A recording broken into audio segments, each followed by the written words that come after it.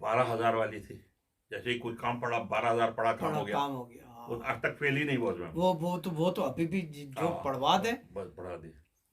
एक तो ये था, और उसके बाद अलहम शरीफ। अलम के कितने वजीफे किए आपने? अलहम मैं 20 साल कंटिन्यूस, 20 years। 20 ईयर क्या बाद में बात शाह है। साहब ने कहा रोक दे भाई, शाह साहब ने कहा रोक दे। अलम का वो 21 दिन का ना। हाँ, के दिन वाला। हाँ, आज मेरी 1000 की पढ़ाई थी। अच्छा, हाँ, 1000 की पढ़ाई थी। 20 साल मैंने वो किया। फिर उसके बाद वजीफे शाह साहब ने कहा अब कम कर दो, 1998 में। लेकिन इनिशियल डेज में when you started the wazifa, what were you working at that time? सवाल ये है पूछने वाले मुझे। या आप रिजाइन कर चुके थे?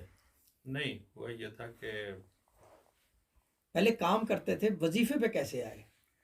वजीफे पे आए इस तरह से आए कि अब यार इसको टेप ना करो तो जरा अच्छा जरूरी। नहीं, वो ढके छुपे अल्फाजों में बता दें नहीं, वो कि तो वर्क चेंज हो खुल के गया। बताना पड़ेगा सब, अपने लोग इसको यहाँ के जरा रोक दो जरा अच्छी बात।